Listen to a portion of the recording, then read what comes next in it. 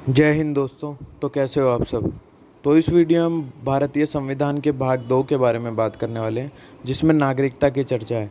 पर नागरिकता के बारे में जानने से पहले कुछ महत्वपूर्ण बातें हम पहले उनके बारे में बात कर लेते हैं, फिर नागरिकता के बारे में मैं आपको डिटेल में बताऊंगा। तो वीडियो में बने रहें। जय श्री राम। ये जो थोड़ी सी शेडो आ रही है इसके लिए मुझे माफ़ कर देना। तो 1893 में डुरुंड लाइन खींचकर अफ़गानिस्तान को अलग कर दिया गया। 1935 में म्यांमार को अलग कर दिया गया और 1947 में पाकिस्तान को अलग कर दिया गया। ये तीनों काम अंग्रेज़ों ने किए थे। ठीक है। तो जब पाकिस्तान अलग हुआ ना, तो उस टाइम पे बांग्लादेश भी पाकिस्तान का ही हिस्सा था और बांग्लादेश को पूर्वी पाकिस्तान कहते थे। 1971 में इंडो पाक वॉर हुआ, उसके चलते बांग्लादेश पाकिस्तान से अलग हो गया और आज बांग्लादेश अपना स्वतंत्र देश है एक। ठीक है। और इंडिया और पाकिस्तान के बीच में रेड क्लिफ रेखा है, ये क्वेश्चन आता है। तो इंडिया वर्सेस पाकिस्तान के बीच में कौन सी रेखा है? रेड क्लिफ रेखा। और इंडिया और अफ़गानिस्तान के बीच में कौन सी लाइन है? डुरुंड लाइन। ठीक है, ये बात ध्यान रखना। इंडिया और पाकिस्तान के बॉर्डर को, इन दोनों के बॉर्डर को क्या कहा जाता है? जीरो लाइन कहा जाता है। इंडिया और पाकिस्तान के बॉर्डर को जीरो लाइन कहा जाता है। तो जब अंग्रेज़ यहाँ पे भारत पे शासन कर रहे थे ना, तो उस टाइम पे भारत में इन्होंने शासन करने के लिए, ढंग से शासन करने के लिए इन्होंने 4 भाग में बांट रखा था इसको। और वो 4 भाग कौन से थे? एक ब्रिटिश प्रोविंस था, प्रिंसली स्टेट्स था, कमिश्नरी था और यूनियन टेरिटरी था। अब ब्रिटिश प्रोविंस क्या था? ब्रिटिश प्रोविंस में था कि जहाँ पे अंग्रेज ही शासन करते थे, मतलब ब्रिटिश प्रोविंस को अंग्रेज संभालते थे। जहाँ पे अंग्रेज रहते थे, अंग्रेज सीधा देखते थे। प्रिंसली स्टेट्स में राजाओं का शासन था, पर राजाओं का शासन तो था, पर वहाँ पर भी बागडोर जो थी ना कामकाज की, जो भी मेन चीज़ थी वो अंग्रेज़ों के ही हाथों में थी। तो ये सिर्फ नाम से ही राजाओं का शासन था, पर वैसे था नहीं, ये अंग्रेज़ों के अंडर काम करते थे जो भी थे। कमिश्नरी में वो थे जैसे अंग्रेज़ों ने कहीं पे शासन कर लिया, जीत लिया और उसको छोड़ दिया और वहाँ पे कब्जा कर लिया, मतलब वहाँ का जो भी होगा वो वही देखेंगे, वो भी अंग्रेज़ों के अंडर आएगा। और यूनियन टेरिटरी एक था Andaman and Nicobar. British province में क्या था? कौन कौन से वो थे, राज्य थे भारत के? असम था, बिहार था, बॉम्बे था, मद्रास था, एमपी था, एमपी मतलब मध्य प्रदेश, उड़ीसा था, पंजाब था, वेस्ट बंगाल था। ये जो थे ना, इन पे अंग्रेज़ सीधा शासन करते थे, मतलब ये सीधा अंग्रेज़ ही देखते थे और कोई नहीं देखता था, सीधा अंग्रेज़ देखते थे, ये अंग्रेज़ों के अंडर में थे सीधा। और प्रिंसली स्टेट्स हैदराबाद था, मैसूर था, राजस्थान था, पटियाला एंड ईस्ट पंजाब था, सौराष्ट्र था, कोची था। हैदराबाद तो खैर शुरू से ही गुलाम ही रहा है, किसी न किसी की अधीनता इसने स्वीकार की है हमेशा से ही। तो ये सब राजाओं का था, पर इन्होंने अधीनता स्वीकार कर रखी थी और अंग्रेज़ों को ही अपना, जैसे जितना भी पैसा आता था वो अंग्रेज़ों को ही देते थे। और कमिश्नरी में थे अजमेर, दिल्ली, कुर्ग, बिलासपुर, हिमाचल प्रदेश, कच्छ, मणिपुर, त्रिपुरा, ये सब कमिश्नरी थे। मतलब यहाँ पे अंग्रेज़ों ने कब्जा कर रखा था। ठीक है। और यूनियन टेरिटरी था अंडमान एंड निकोबार। तो जब भारत अलग हुआ था ना, उस टाइम पे जम्मू कश्मीर, जूनागढ़ और हैदराबाद, जम्मू कश्मीर तो ऊपर है, सबको पता ही होगा। जूनागढ़ गुजरात का एक हिस्सा है, मतलब गुजरात का एक छोटा सा राज्य है जूनागढ़। और हैदराबाद, ये तीनों कह रहे थे कि जम्मू कश्मीर तो कह रहा था मेरे को ना तो पाकिस्तान में जाना है और ना इंडिया में आना है, मुझे स्वतंत्र रहना है, मुझे किसी के अंडर नहीं रहना। और जूनागढ़ कह रहा था कि मुझे पाकिस्तान में मिलना है। हैदराबाद बोल रहा था कि मुझे भी पाकिस्तान में मिलना है। हैदराबाद तो खैर शुरू से ही गुलाम ही रहा है किसी न किसी का, तो हैदराबाद कह रहा था कि मुझे भी पाकिस्तान में मिलना है। तो उस टाइम पे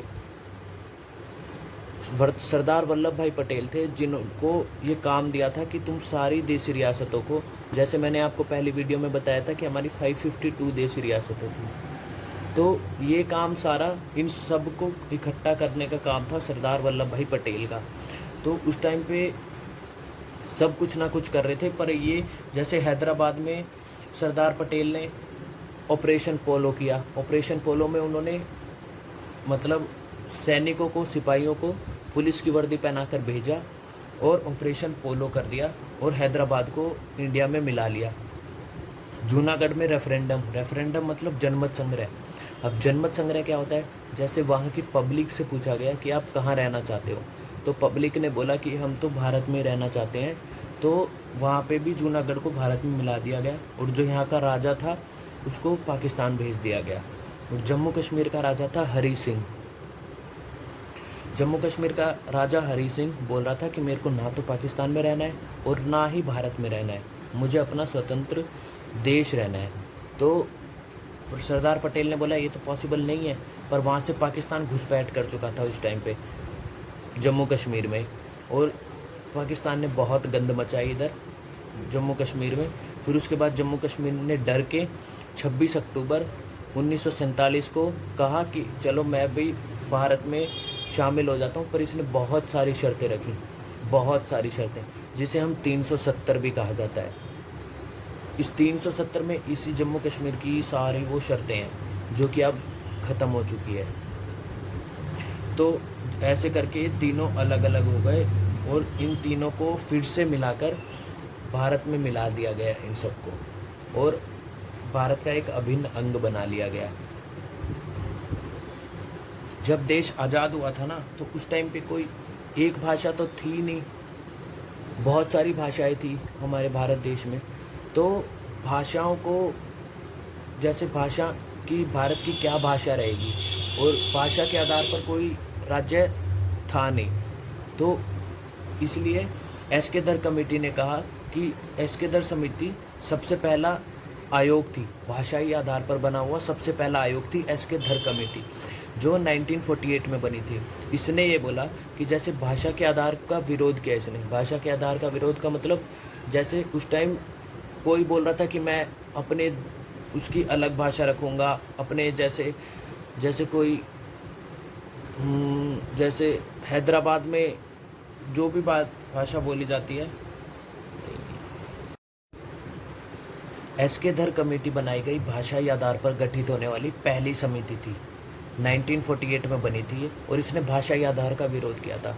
भाषाई आधार का मतलब विरोध मतलब, जैसे कोई बोल रहा था कि अगर मैं ये भाषा बोलता हूँ तो इन भाषाओं वालों का एक अलग राज्य होना चाहिए, कोई अलग ये भाषा बोलता है तो इनका अलग राज्य होना चाहिए। तो ऐसा इसका विरोध करते हुए एस्केदर कमेटी ने कहा कि मैं इसका विरोध करता हूँ। फिर दूसरी समिति बनी जेवीपी समिति। जेवीपी समिति स्टैंड्स फॉर, जैसे J stands for Jawaharlal Nehru committee, Jawaharlal Nehru, और V stands for Pattabhi Sitaramayya, P Sardar Vallabh bhai Patel. तो इन तीनों ने एक समिति बनाई। इन्होंने भी भाषाई आधार पर राज्यों के गठन का विरोध किया, मतलब भाषा के आधार पर बनने वाले राज्यों के गठन का विरोध किया। फिर एक वो हो गया, हादसा हो गया। हादसा क्या हो गया? जैसे 1952 में पेट्टू श्री रामलू भूख हड़ताल पर बैठ गए भाषाई आधार के लिए कि हमारे यहाँ पे हैदराबाद में तेलुगु भाषा बोली जाती है, हैदराबाद में नहीं सॉरी आंध्र प्रदेश में, तो हमें भाषाई आधार पर एक दर्जा दिया जाए तेलुगु भाषा वालों को। तो उन्होंने कहा, तो वो भूख हड़ताल पर बैठ गए। भूख हड़ताल पर बैठे तो 56 दिन बाद इनकी मृत्यु हो गई, और जब इनकी मृत्यु हुई ना तो यहाँ पे दंगा फैल गया। तो दंगा फैल गया तो 1 अक्टूबर 1953 में आंध्र प्रदेश को भाषाई आधार पर गठित पहला राज्य बनाया गया। तो भाषाई आधार पर गठित होने वाला पहला राज्य कौन था? आंध्र प्रदेश। इसके बाद में जैसे इसको तो भाषाई आधार पर बना दिया, अब बाकी जो राज्य थे वो भी बोलने लग गए कि हमें भी भाषा के आधार पर चाहिए दर्जा, हमें भी भाषा के आधार पर राज्य बनना है। तो इसलिए 1953 में एक आयोग बिठाया गया, मतलब एक समिति बनाई गई, फजल अली आयोग। फजल अली आयोग ने मतलब पूरी जानकारी इकट्ठी की, रिसर्च की, और फिर 1956 में मतलब 3 साल बाद अपनी रिपोर्ट को जारी कर दिया, और इस रिपोर्ट को पारित भी कर दिया, और ये रिपोर्ट पारित भी हो गई। तो 7वां संविधान संशोधन 1956 में करके जो ABCD मैंने आपको पहले बताए थे ना राज्य, उनको हटा के, उनको काट के 14 राज्य और 6 केंद्र शासित प्रदेश बना दिए गए। तो सबसे पहले जब अपना भारत देश आज़ाद हुआ था तो उस टाइम पे हमारे पास कितने वो थे? 14 राज्य और 6 केंद्र शासित प्रदेश थे। ठीक है। अब जो पहले हमने सारी चीज़ें पढ़ी वो भी बहुत मेन है। अब हम भाग 2 की बात करते हैं। भाग 2 में नागरिकता की बात की गई है, सिटीजनशिप की बात की गई है। सिटीजनशिप अनुच्छेद 5 से लेके 11 तक नागरिकता की बात की गई है। अब इस नागरिकता के बारे में पहले थोड़ी थोड़ी मुख्य चीज़ें जान लेते हैं। जैसे नागरिकता हमने ब्रिटेन से लिया गया है, ये नागरिकता ब्रिटेन से ली गई है। और भारत में एक हैरी नागरिकता है। एक हैरी नागरिकता का मतलब हम सिर्फ भारत के नागरिक हैं। भारत में जैसे मैं हरियाणा का हूँ, तो मैं हरियाणा का नहीं हूँ तो मैं हरियाणा का, पर मैं नागरिक भारत का हूँ। मैं हरियाणा का नहीं हूँ, मैं भारत का नागरिक हूँ। ठीक है, तो भारत में एक हैरी नागरिकता है। नागरिकता पर पहला विवरण अरस्तु ने दिया। जो नागरिकता का पहला विवरण था वो अरस्तु ने दिया था 1955 के आधारित। जैसे जो नागरिकता है ना, ये भाषाई 1955 के नियम पर आधारित है। ये नागरिकता 1955 के नियम पर आधारित है। और नागरिकता में पहला संशोधन हुआ था 1986 में। ठीक है, तो चलो अब अनुच्छेद के बारे में बात करते हैं। अनुच्छेद 5 में कहा गया है कि जब भारत आज़ाद हुआ था उस टाइम पर जो भारत में रह रहे थे, जो भी भारत में इंसान रह रहे थे, जो भी लोग रह रहे थे, उन सबको नागरिकता दी जाएगी। ठीक है, तो जो भारत में रह रहे थे उन सबको नागरिकता दी जाएगी, ये लिखा गया है अनुच्छेद 5 में। अनुच्छेद 6 में है कि जब जो पाकिस्तान से भारत आना चाहते थे, जो पाकिस्तान से भारत आना चाहते थे, उन्हें भी नागरिकता दी जाएगी। पर जो परमिट रूल, मतलब जो 19 जुलाई 1948 से पहले आ जाएंगे, उन्हें नागरिकता दी जाएगी।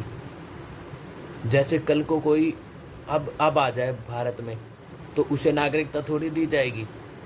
तो ये एक परमिट रूल बना दिया गया था कि 19 जुलाई 1948 से पहले जो भी भारत में आ जाएगा उसको भारत की नागरिकता दे दी जाएगी। जो इसके बाद आएगा उसको भारत की नागरिकता नहीं दी जाएगी। ये अनुच्छेद 6 में बोला गया है।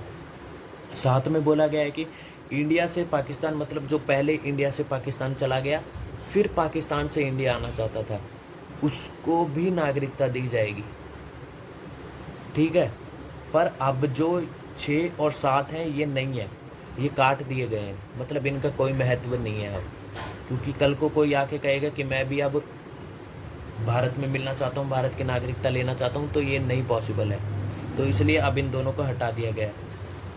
अनुच्छेद 8 में बोला गया है कि विदेश भ्रमण, जो मतलब विदेश में घूमने जाएगा और विदेश में नौकरी कर लेगा तो उसकी नागरिकता समाप्त नहीं होगी।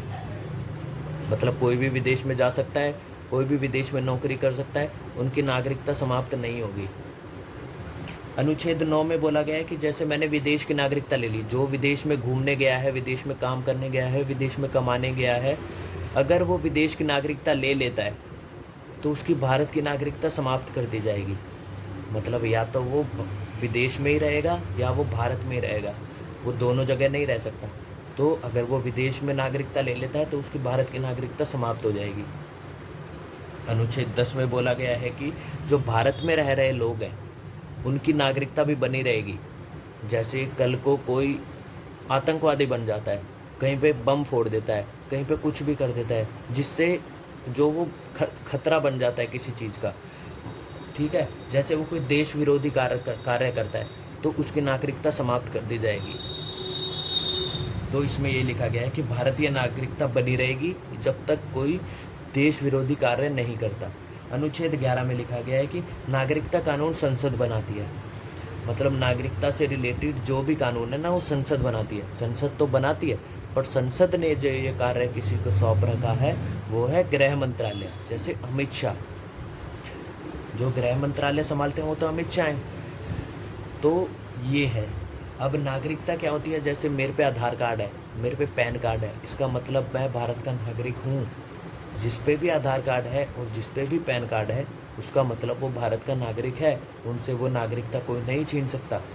तो एक बार